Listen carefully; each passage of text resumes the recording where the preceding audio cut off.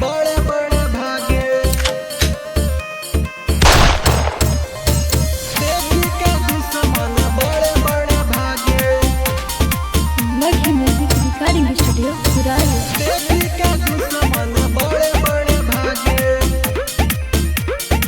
Mix by Ajit Yaduvanshi. हाय हम जिला के रंगदार रे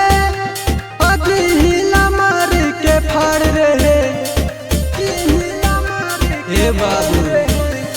हाय हम जिला के रंगदार रे अभी हिला मार के फाड़ रहे कौन रही गोरी हमरा से आगे आ देखी के दुश्मन बड़े बड़े भागे कौन रही गोरी हमरा से आगे आ देखी के दुश्मन बड़े बड़े भागे बड़े बड़े भागे देखी के दुश्मन बड़े बड़े भागे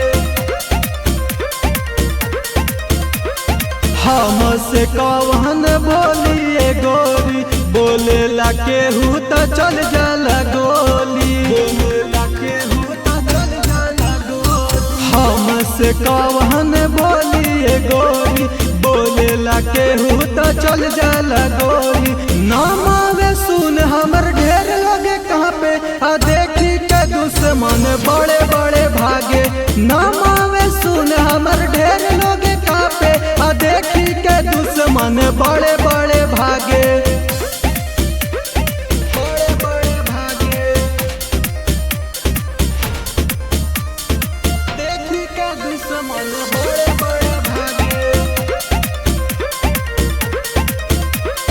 बोलिए जान कौन जिला पर खंड में रहिला हम खाली अपने घमंड में रहिला हम खाली अपने घमंड में बोलिए जान कौन जिला पर खंड में ओमे अनीस रहे अपने घमंड में ढेर रंगदार हमरा देखी के हाथे देखी के दुश्मन बड़े बड़े भागे ढेर